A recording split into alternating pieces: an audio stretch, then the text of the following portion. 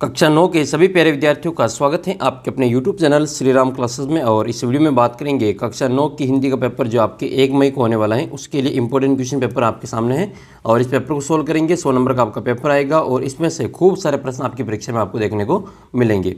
जैसा कि आपने विज्ञान का पेपर देखा होगा, मैंने आपके पुराने पेपर सोल्व करवाए थे और उसमें से हूबहू प्रश्न आपकी परीक्षा में पूछे गए थे। उसी प्रकार से मैं आपको जो हिंदी की तैयारी करवा रहा हूँ। मैंने लगभग जो 4 से 5 पेपर अपलोड कर दिए, आप तक आपने उनको नहीं देखा तो ज़रूर देख लेना, क्योंकि वो जो पुराने पेपर वो आपकी 1 तारीख को जो पेपर होगा उसमें काफ़ी आपकी हेल्प करेंगे।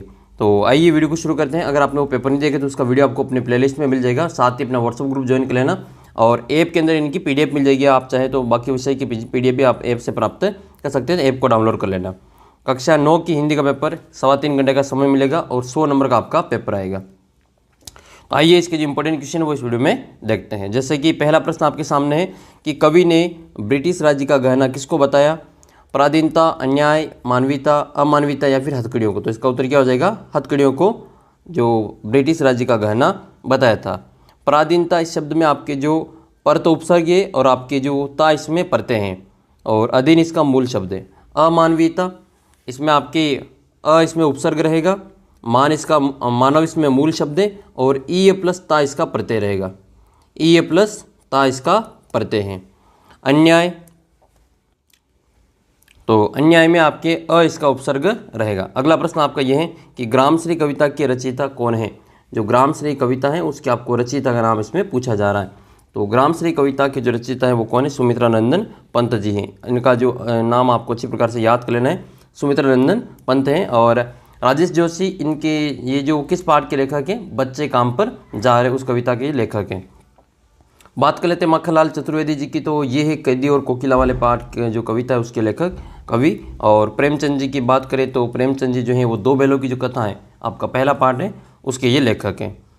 प्रेमचंद जी का जो मूल नाम है, बचपन का नाम, एक तो आपको वो अच्छी प्रकार से याद होना चाहिए, कमेंट करके बताना। और एक इनका जो कहानियों का संग्रह है वो किस में संकलित है और कितने भागों में संकलित है वो आपको पता होना चाहिए। तो इसका उत्तर हम क्या करेंगे? इसका जो करेक्ट आंसर वो आपको करना है इसमें सुमित्रानंदन पंत। अगला प्रश्न आपके है कि कवि ने मेघों की तुलना किससे की है? कवि जो है मेघ आए पाठ के आधार पर आपको बताना है कि जो मेघों की तुलना है वो बादल की तुलना किससे की है? तो भाई जो प्रवासी मेहमान होते दामाद उससे की है। तो इसका उत्तर आप क्या करेंगे? वाला ऑप्शन इसमें करेक्ट आंसर कर देंगे। नेक्स्ट क्वेश्चन की ओर बढ़ते हैं। मुंशी प्रेमचंद का मूल नाम है? देखो मैंने आपसे ऊपर पूछा था और यही क्वेश्चन आपके यहाँ पे आया है। तो भाई मुंशी प्रेमचंद का जो मूल नाम है वो क्या है? आपको नाम याद कर लेना है, धनपत राय। धनपत राय मुंशी प्रेमचंद का मूल नाम है। आपको इनको अच्छी प्रकार से याद कर लेना है। नेक्स्ट है छायावाद की प्रसिद्ध कवियत्री कौन है? तो भाई छायावाद की जो प्रसिद्ध कवियत्री है वो सुमित्रानंदन पंत है। देखो इस प्रश्न में इसका उत्तर छुपा हुआ है।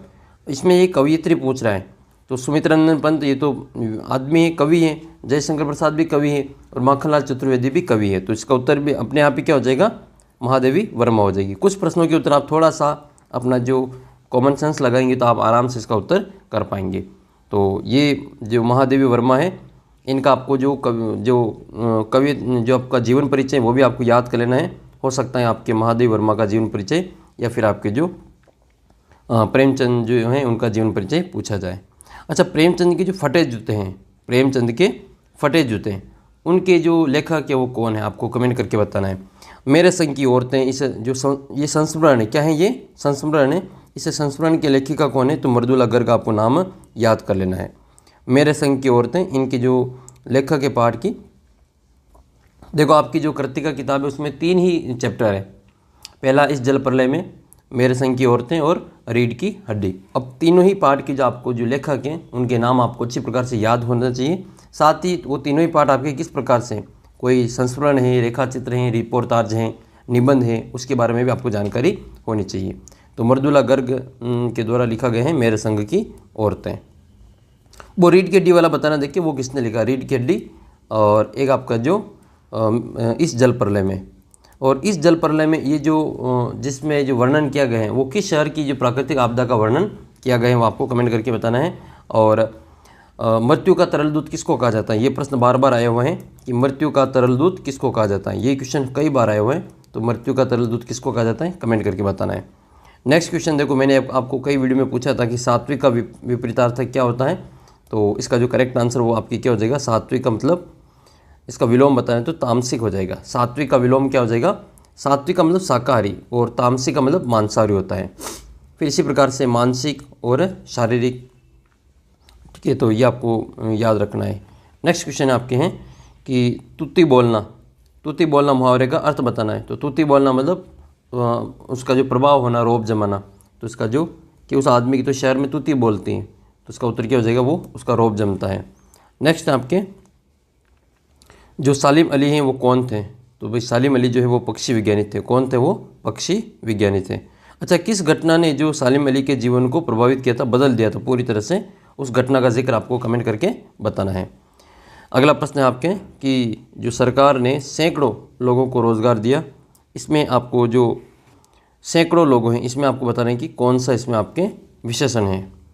तो सैकड़ों लोगों में आपकी जो अनिश्चित जो परिमाण जो संख्यावाची, इसका उत्तर रहेगा। नेक्स्ट आपके इनमें से कौन सा शब्द जो पुष्प का पर्यायवाची नहीं है, फूल का पर्यायवाची कौन सा नहीं है वो बताना है। तो फूल का पर्यायवाची कौन सा नहीं है, देखो प्रसून है, सुमन है, कुसुम है। ये जो अनंग है वो पर्वत का पर्यायवाची होता है, पहाड़ का होता है, तो इसका आप उत्तर क्या करेंगे, अनंग करेंगे। नेक्स्ट है आपके उपभोक्तावाद की संस्कृति पाठ किस पर आधारित है, तो ये दिखावे की प्रकृति पर आधारित है। अगले प्रश्न की ओर बढ़ते हैं। क्वेश्चन नंबर आपका दूसरा है, जिसमें आपको क्या करना है, रिक्त स्थान की पूर्ति करनी है और सफलता शब्द में आपको प्रत्यय ढूंढना है। तो प्रत्यय क्या होता है, जो शब्द के पीछे लगकर उसके अर्थ में परिवर्तन करता है उसको, या अंत में जुड़ता है उसको प्रत्यय कहते हैं। तो सफलता में क्या आपके देख रहे हैं, ता प्रत्यय दिख रहा है, तो इसका उत्तर क्या करेंगे, ता प्रत्यय है। दो या दो से अधिक सार्थक शब्दों का समूह क्या कहलाता है, तो दो या दो से अधिक सार्थक शब्दों का आपको वाक्य कहते हैं। क्या कहते हैं इसको, वाक्य कहते हैं।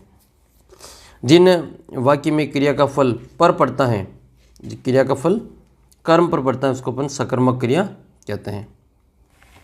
जिसका उत्तर क्या करेंगे, कर्म पर पड़ता है उसको अपन सकर्मक क्रिया कहते हैं। एक वाक्य, एक उद्देश्य, एक विधेय, ये एक उद्देश्य और एक विधेय वाक्य में किसके, उसको हम क्या कहते हैं, उसको सरल वाक्य कहते हैं। सरल वाक्य क्या होता है, जिसमें एक ही तो उद्देश्य होता है और एक ही विधेय होता है, उसको सरल वाक्य कहा जाता है। वैसे आपको जो वाक्य है वो 3 प्रकार के होते हैं रचना के आधार पर, सरल, संयुक्त और सरल, मिश्र और संयुक्त। तो आपके 3 प्रकार के रचना के आधार पर होते हैं, ये आपको नाम याद रखना है।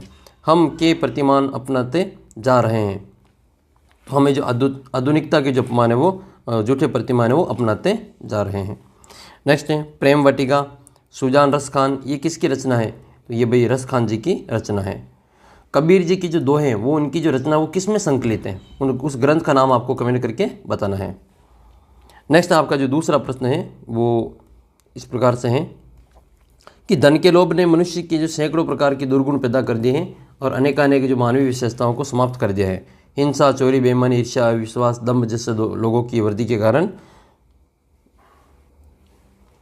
जो धन का अनुचित महत्व ही है। ज़रा विचार किया जाए तो आज धन ने लोगों के जीवन को विपत्तिग्रस्त और दुखी बना दिया है। धनवानों को अपने धन की रक्षा की चिंता रहती है, सोचते हैं कि हमारा धन किसी कारणवश ना रहा तो हमारी क्या दशा होगी। दूसरी तरफ गरीब धन के अभाव में अपनी किसी तरह से भी उन्नति नहीं करने में असमर्थ रहते हैं और उनके विकास की गति रुक जाती है। तो ये पूछा जा रहा है कि उपरोक्त जो गद्यांश है इसका शीर्षक बताना है, तो शीर्षक क्या हो जाएगा, आपके धन का महत्व हो जाएगा। ठीक है, धन का महत्व कर देंगे। नेक्स्ट है मनुष्य में सैकड़ों प्रकार के दुर्गुण पैदा होने का कारण क्या है, तो सैकड़ों जो दुर्गुण पैदा होने का जो कारण है, ये जो सैकड़ों दुर्गुण हैं उनकी वृद्धि का कारण क्या है, उनकी वृद्धि का कारण है धन का अनुचित महत्व, धन का यह अनुचित उपयोग करना। अनेक जो हमारे दुर्गुण पैदा होते हैं। धन के अनुचित महत्व से कौन से दोष बढ़ रहे हैं, तो उन सभी दोषों का नाम आपको यहाँ से लिखना है। चोरी है, हिंसा है, बेईमानी है, ईर्ष्या है, द्वेष है, अविश्वास है, दंभ है, इन सभी दोषों को वृद्धि हो रही है। फिर आपके अगला प्रश्न है ये कि धनवानों को किसकी चिंता रहती है, तो भाई धनवानों को अपने धन की रक्षा की चिंता रहती है, अपने धन की रक्षा की चिंता रहती है और वे सोचते हैं कि अगर हमारा धन किसी कारणवश न रहा तो हमारी क्या दशा होगी। गरीब उन्नति करने में असमर्थ क्यों हैं, तो गरीब उन्नति करने में इसलिए असमर्थ हैं क्योंकि वो उनके पास में जो धन नहीं, वो धन के अभाव में अपनी उन्नति नहीं कर पाते हैं। तो इस प्रकार से आपको ये सभी प्रश्नों के उत्तर लिखना है और ये आपका जो पद्यांश है इसको भी पढ़ करके कुछ प्रश्नों के उत्तर देना है। इसमें आपकी जो मातृभूमि का वर्णन किया गया कि नीलांबर परिधान हरित पट पर सुंदर, सूर्य चंद्र युग मुकुट, मेखला रत्नाकर, नदियाँ प्रेम प्रवाह, फूल तारे मंडल, बंदी जग खग वृंद शेष फन सिंहासन, करते अभिषेक पयोध है बलिहारी इस वेश की, है मातृभूमि तू सत्य ही सगुण मूर्ति सर्वेश की। इसमें आपको जो उचित शीर्षक बताना है तो इसमें मातृभूमि का जो वर्णन है वो किया गया है, मातृभूमि की वंदना की गई है, तो मातृभूमि की वंदना लिख लेंगे इसमें आपको। नेक्स्ट है कवि ने सगुण मूर्ति सर्वेश किसको कहा है, तो भाई सगुण मूर्ति सर्वेश इस मातृभूमि को कहा है। कवि ने मातृभूमि के किस वेश पर बलिहारी है, तो आपके जो ये जो इनका वेश है, जैसे नदियाँ, प्रेम प्रवाह, फूल तारे, बंदी जन खग वृंद फन सिंहासन, करते हैं अभिषेक पयोध बलिहारी इस वेश की, तो ये लाइन आपको इसमें लिखनी है। नेक्स्ट है आपके रेखांकित शब्द का आपको जो अर्थ बताना है कि बलिहारी का जो मतलब क्या होता है, तो न्योछावर करना, बलिहारी का मतलब न्योछावर करना। प्रेम प्रवाह में आपके जो समास विग्रह करके इसका समास का नाम बताएं तो प्रेम का प्रवाह हो जाएगा, प्रेम का प्रवाह, और ये आपके तत्पुरुष समास है, तत्पुरुष समास हो जाएगा। अगला प्रश्न आपका ये है कि ये बताना है कि मृत्यु का तरल दूत किसको कहा गया है और क्यों कहा गया है, तो भाई मृत्यु का जो तरल दूत है वो बाढ़ के पानी जो जल स्तर उसको कहा गया है। अगला प्रश्न है कि मनुष्य ईश्वर को कहाँ कहाँ ढूंढता फिरता है, तो मनुष्य कबीर जी के अनुसार ईश्वर को जो कैलाश, काबा, मंदिर, मस्जिद, गिरजाघर, चर्च, इन सभी जगह पे ढूंढता फिरता है। क्रिया किसको कहते हैं, तो किसी काम का होना या करना पाया जाता है उसको अपन क्रिया कहते हैं। अनिल और अनिल समश्रुति शब्दों का अंतर स्पष्ट कीजिए, तो इस अनल का मतलब होता है आग, अनल का मतलब क्या होता है, आग होता है, और इस अनिल का मतलब होता है हवा। तो ये दोनों आपके अलग अलग शब्द हैं। एक आपको अली और अली में बताना है, एक तो ये शब्द हैं अली और एक आपके दूसरा शब्द है अली, इनमें आपको जो इनका मतलब बताना है, इनमें क्या इनका अर्थ किस प्रकार से इनका चेंज होता है। नेक्स्ट है चिकना गड़ा होना, मुहावरे का अर्थ बताते हुए वाक्य में प्रयोग कीजिए, तो मतलब बिल्कुल जो चिकना गड़ा मतलब, तो चिकने गड़े का मतलब कि बिना शर्म वाले होना या निर्लज होना, ये चिकने गड़े का मतलब रहता है। नेक्स्ट क्वेश्चन की ओर बढ़ते हैं। क्वेश्चन है आपका अगला प्रश्न है ये, अगला जो क्वेश्चन आपका ये है कि रामस्वरूप को अपनी जो बेटी उच्च शिक्षा दिलवाना और विवाह के लिए छिपाना, ये विरोधाभास उनकी किस व्यवस्था को उजागर करता है, तो इस प्रकार से इसका आंसर रहेगा कि रामस्वरूप अपनी बेटी को उच्च शिक्षा तो दिलवाना चाहता है पर विवाह के लिए छिपाना, यह इनका विरोधाभास किस व्यवस्था को उजागर करता है, तो भाई आधुनिक समाज में सभ्य नागरिक होने के बावजूद उन्हें अपनी बेटी के भविष्य की खातिर रूढ़िवादी लोगों के दबाव में जो झुकना पड़ रहा था। उपयुक्त बात एक पिता की व्यवस्था को उजागर करती है जो एक और अपनी बेटी को पढ़ा लिखा कर सक्षम बनाना चाहता है, लेकिन समाज के नियमों को मानने के लिए वो बाध्य हैं। तो इस प्रकार से इसका आंसर आपको उसमें करना है। फिर आपका नेक्स्ट जो क्वेश्चन वो इस प्रकार से है कि प्रेमचंद के फटे जूते पाठ का आधार पर बताएं कि वेशभूषा के प्रति लोगों की सोच में क्या परिवर्तन आया है और आज की उपभोक्ता संस्कृति हमारे रीति रिवाज त्योहारों को किस प्रकार से प्रभावित कर रही है, उसका वर्णन करना है। तो आपको जो हरिशंकर जी परसाई के द्वारा लिखा गया प्रेमचंद के फटे जूते पाठ के आधार पर ये बताना है कि इसमें जो वेशभूषा के प्रति जो लोगों की सोच में क्या परिवर्तन आज आया है। तो भाई आज के समय में लोगों का दृष्टिकोण बहुत बदल गया है, यहाँ तक कि व्यक्ति का मान सम्मान चरित्र उनकी वेशभूषा पर अवलंबित हो गया है। आज की दुनिया में दिखावे की दुनिया बन गई है। अगर समाज में अपनी आन शान बनाए रखनी है तो महंगे से महंगे कपड़े पहनने आवश्यक हो गए हैं। सादा जीवन जीने वालों का जो पिछला समझा जाने लगा है। फिर आपके इसमें नेक्स्ट क्वेश्चन था जो कि क्षमा चरण दुबे जी की जो आपके इसमें दे रखा है उपभोक्तावाद की संस्कृति, इस पाठ के आधार पर आपको बताना है कि आज की उपभोक्ता संस्कृति हमारे रीति रिवाजों और त्योहारों को किस प्रकार से प्रभावित कर रही है। अपने अनुभव के आधार पर आपको एक अनुच्छेद लिखना है इसमें। तो आइए इसको देख लेते हैं किस प्रकार से जो ये प्रभावित कर रहे हैं त्योहारों को। आज की उपभोक्ता संस्कृति हमारे रीति रिवाज को और त्योहारों को प्रभावित कर रखा है। त्योहारों का मतलब एक दूसरे को नीचा दिखाने की प्रतिस्पर्धा हो गई है। नई नई कंपनियों जैसे इस मौके का तलाश करने में रहती हैं कि त्यौहार के नाम पर ज़्यादा से ज़्यादा ग्राहकों को विज्ञापन द्वारा आकर्षित करें। पहले त्यौहार में सारे जो काम परिवार के लोग मिलजुल कर करते थे, आज सारी चीज़ें जो बाज़ार से तैयार कर खरीद ली जाती हैं। बचा कुचा काम है जो नौकरों से करवा लिया जाता है। रक्षाबंधन, दिवाली के समय जो टीवी पर दिखाए जाने वाले विज्ञापन इसका प्रमुख उदाहरण है। फिर आपका जो नेक्स्ट क्वेश्चन वो इस प्रकार से है कि भाई जो कैदी और कोकिला कविता के आधार पर प्राचीन भारत की जेलों में दी जाने वाली यातनाओं का वर्णन करना है। और मेघ आई कविता में कवि ने अपने आकाश के में बादल और गांव के मेहमान आने के जो रोचक वर्णन किया उसका आपको वर्णन करना है। तो जो अपने कैदी और कोकिला जो कविता है उसके आधार पर जो माखनलाल चतुर्वेदी बताते हैं कि इस कविता के आधार पर आपको बताने कि प्राचीन जो भारत था उसकी जेलों में किस प्रकार से कैदियों को यातनाएं दी जाती थी। तो पहला तो है कि कैदियों से पशुओं की तरह काम करवाया जाता था। अंधेरी कोठियों और कैदियों में जंजीरों से बांध कर रखा जाता था कि कोठारियाँ जो थी वो भी बहुत छोटी थी, केवल 10 फुट की थी। पेट भर खाना खाना और पानी पीने के लिए भी नहीं दिया जाता था और क्रांतिकारियों को चोर लुटेरे और डाकुओं के साथ में रखा जाता था। जेल में अमानवीय यातनाएं दी जाती थी। फिर आपके प्रश्न है कि ये कविता में कवि ने आकाश में बादल और गांव में मेहमान दामाद के आने का जो रोचक वर्णन किया है उसको लिखना है। तो भाई कविता में मेघ और दामाद के आगमन की समानता बताई गई है। जब जो गांव में मेघ आते हैं तो सारे लोग खुशियाँ मनाते हैं और अपने खिड़की दरवाजे मेघों के दर्शन के लिए खोल देते हैं। प्रकृति के सारे अंग भी जो उनके स्वागत के लिए तैयार बैठे हैं, जैसे आंधी का उठना, धूल का अपना गागरा उठाकर भागना, नदी का बांकी नज़र से देखना, ये सभी जो वर्णन किया है कवि ने। ठीक उसी प्रकार से जो गाँव में दामाद के आने पर भी उल्लास उमंग का माहौल छाया रहता है। स्त्रियां और से दामाद को तीसरी नज़र से देखती हैं और गांव के बड़े जो बुजुर्ग हैं वो दामाद का स्वागत सम्मान के साथ करते हैं। अगला और इम्पोर्टेंट प्रश्न आपका ये है कि शंकर जैसे लड़के या उमा जैसे लड़की समाज में कैसे व्यक्तित्व की ज़रूरत है, तर्क सहित अपना उत्तर देना है। या शिक्षा बच्चों का जन्मसिद्ध अधिकार, इस दिशा में लेखिका के जो प्रयास किए गए थे उनका आपको वर्णन करना है।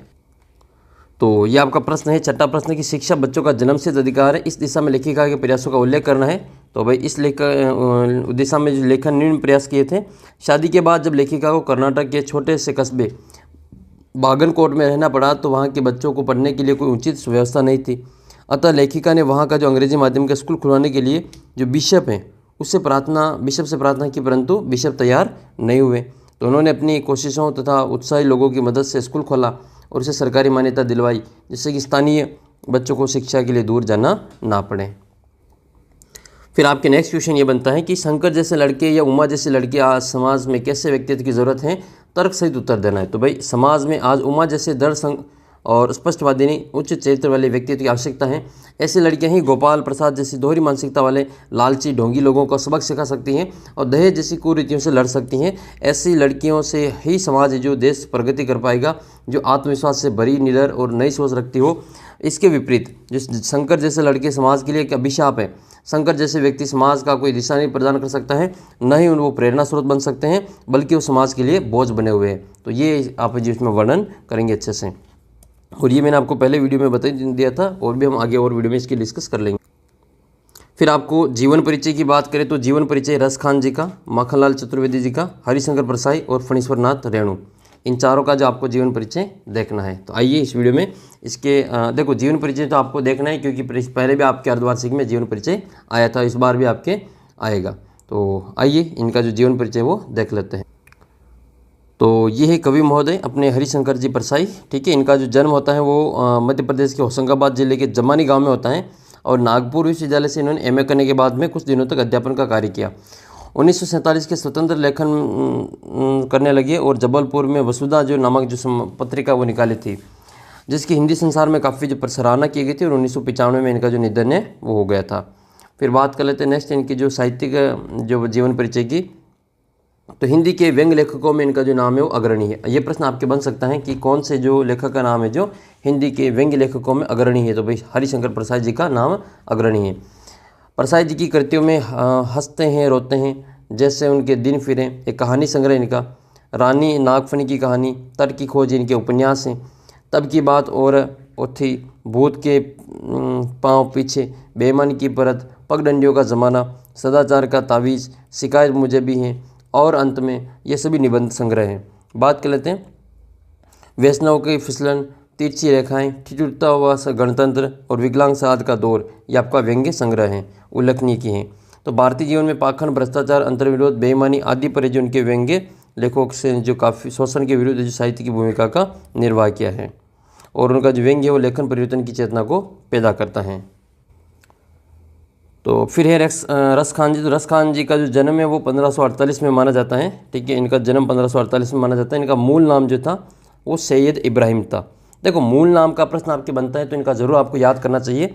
रस खान जी का जो मूल नाम है वो सैयद इब्राहिम है, और वे दिल्ली के पास रहने वाले थे। कृष्ण भक्ति ने ऐसा मुग्ध किया कि जो गोस्वामी विठलनाथ जी इन्होंने शिक्षा दीक्षा ली थी और ब्रजभूमि में जा बसे थे और 1680 में इनका जो निधन हो चुका था।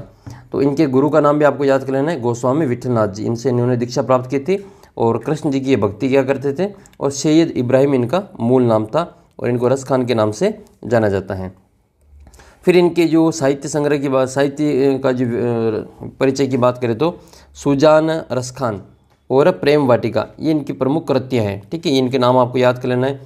रस खान रचनावली के नाम से इनकी रचनाओं का संग्रह मिलता है। जैसे जो मानसरोवर में आपको पता होगा कि मानसरोवर में जो प्रेमचंद जी की जो कहानियाँ इनका संग्रह मिलता है 8 भागों में, उसी प्रकार से जो रस खान जी हैं इनकी जो रचनाओं का जो संग्रह वो कहाँ मिलता है, तो रस खान रचनावली में मिलता है। और सुजान, रस खान और प्रेम वाटिका ये इनकी प्रमुख कृतियाँ हैं, रचना है। फिर बात कर लेते हैं कि कबीर जी की जो रचना है इनका संग्रह किस में है, कमेंट करके बताना। जैसे आपके जो प्रेमचंद जी का जो आपके संग्रह है आपके मानसरोवर में है, उसी प्रकार से कबीर जी की जो काव्य संग्रह है वो आपके इसको किस में संग्रहित किया गया है, कमेंट करके बताना है। तो प्रमुख कृष्ण भक्त कवि रस खान की अनुरक्ति न केवल कृष्ण के प्रति हुई बल्कि कृष्ण भूमि के प्रति भी उनका अनन्य अनुराग व्यक्त हुआ है। उनकी काव्य में कृष्ण की रूप माधुरी, ब्रज महिमा, राधा कृष्ण की प्रेम लीला, इनका मनोहर वर्णन देखने को मिलता है। वे अपने प्रेम की तन्मयता, भाव विलता और अपने आसक्ति का उल्लास के लिए जितने प्रसिद्ध है उतने ही अपनी भाषा की मार्मिकता और शब्द चयन और व्यंजक शैली के लिए भी प्रसिद्ध है। इन्होंने अपनी जो रचना है उनमें किस भाषा का प्रयोग किया है, तो रस खान जी की जो भाषा है वो आपकी ब्रज भाषा है। नाम आपको याद रखना है, ब्रज भाषा। जैसे लद्दाख के जो आपके वाक हैं, ठीक है, तो लद्दाख के जो वाक है वो आपके इसमें कश्मीरी भाषा में है, जो उनकी मातृभाषा है। इसी प्रकार से जो रस खान जी हैं इनके जो सवैये हैं, रस खान जी के सवैये प्रसिद्ध हैं। जैसे लद्दाख की जो आपके वाक है वो इनकी काव्य शैली है, उसी प्रकार से रस खान जी के सवैये प्रसिद्ध है। क्या प्रसिद्ध है? सवैये। और आपके जो कबीर जी हैं उनके दोहे प्रसिद्ध है, चौपाई प्रसिद्ध, तुलसी की चौपाई प्रसिद्ध है। ऐसे तो ये आपको नाम इसमें लिखना है कि जिसमें शब्द आडंबर नहीं मिलता है। फिर नाम आता है माखनलाल जी चतुर्वेदी का। तो इनका जो जन्म है वो मध्य प्रदेश के होशंगाबाद जिले के बाबई गांव में हुआ था, ठीक है, 1889 में। और मात्र 16 वर्ष की अवस्था में वो शिक्षक बन गए थे। बाद में अध्यापन का कार्य छोड़ के इन्होंने प्रभा पत्रिका का संपादन किया था। विदेश भक्त कवि और प्रखर पत्रकार थे। इन्होंने कर्मवीर प्रताप का संपादन भी किया था और 1968 में इनका निधन हो जाता है। फिर हम बात कर लेते हैं इनके जो प्रमुख इनका जो साहित्य परिचय है उनके बारे में। तो साहित्य परिचय की बात करें तो माखनलाल चतुर्वेदी की जो रचना है उनमें कृतियों में हिम कीर्तनी, साहित्य देवता, हिम तरंगिणी, वेणुलोक गुंजेधरा उनकी प्रमुख कृतियाँ हैं और उनको पद्म भूषण और साहित्य अकादमी पुरस्कार से सम्मानित किया गया था। माखनलाल जी चतुर्वेदी की जो रचना है वो राष्ट्रीय भावना से युक्त थी और इनमें जो स्वतंत्रता की चेतना के साथ देश के लिए त्याग बलिदान की भावना मिलती है, इसलिए उनको एक भारतीय आत्मा कहा जाता है। अच्छा क्वेश्चन बनेगा, ये एक भारतीय आत्मा के नाम से कविताएं लिखते थे। इस उपनाम से उन्होंने कविताएं भी लिखी और एक कवि कार्यकर्ता थे। स्वाधीनता आंदोलन के दौरान कई बार जेल गए। प्रेम, भक्ति और प्रकृति की कविताएं भी इन्होंने लिखी थी। तो प्रश्न आपकी ये बनेगा कि किस कवि को एक भारतीय आत्मा कहा जाता है, तो भाई माखनलाल जी चतुर्वेदी का नाम सबसे पहले लेंगे। कैदी और कोकिला जो इनकी प्रमुख रचना है अपने किताब में, तो ये नाम आपको याद रखना है। फिर बात कर लेते हैं सुमित्रा नंदन पंत जी की। तो इनका जो जन्म है वो अपने उत्तराखंड के बागेश्वर जिले के कोसानी गांव में हुआ था 1900 में। इनकी शिक्षा दीक्षा बनारस इलाहाबाद में हुई थी और आज़ादी के आंदोलन के दौरान महात्मा गांधी के आह्वान पर इन्होंने कॉलेज छोड़ दिया था और वे छायावादी कविता के प्रमुख स्तंभ रहे। सुमित्रा नंदन पंत का जो काव्य क्षितिज 1916 से 1977 तक फैला था और 77 में इनका देहावसान हो गया था।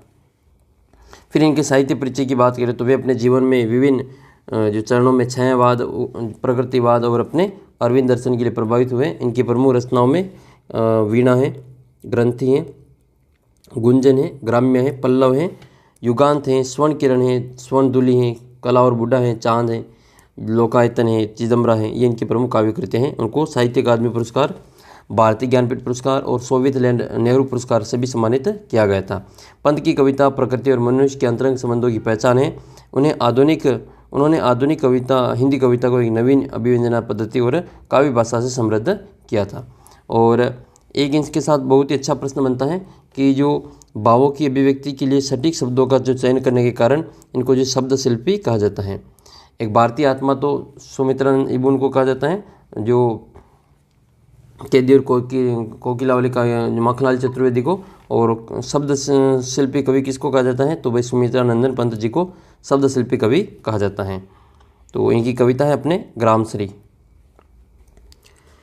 फिर बात कर लेते हैं अपने निबंध के बारे में। तो निबंध जो आएगा वो आपके 6 नंबर का निबंध पूछा जाएगा। और जल संरक्षण में हमारा दायित्व, विद्यार्थी जीवन और खेलकूद, अनुशासन का महत्व, और मोबाइल फ़ोन छात्रों के लिए वरदान या अभिशाप। ये सबसे ज़्यादा अच्छा टॉपिक बनता है, एक तो ये वाला और एक अनुशासन वाला। ये इसके चारों टॉपिक ये आपके वेरी मोस्ट इंपॉर्टेंट है, इनको आप ज़रूर देख के जाएँ, आपको काफ़ी फ़ायदा मिलेगा। फिर आपको स्वयं को राजकीय उच्च माध्यमिक विद्यालय नागौर का विद्यार्थी महेश मानते हुए अपने प्रधानाचार्य जी को पुस्तकालय की व्यवस्था के लिए एक प्रार्थना पत्र लिखना है सुधार के लिए। और आप बूंदी निवासी रमेश हो और कोटा में अध्ययनरत अपने छोटे भाई 37 को मन लगाकर पढ़ने हेतु ये पत्र लिखना है। या फिर आपको इसमें एक प्रश्न आएगा, ये तो आपके 5 नंबर का पूछा जाएगा। और या फिर संवाद आएगा इनके बीच में, 2 परीक्षार्थियों के बीच में प्रश्न पत्र को लेकर संवाद लिखिए। और आपके विद्यालय में वार्षिक उत्सव के दौरान जो 100 शब्दों में एक प्रतिवेदन तैयार कीजिए।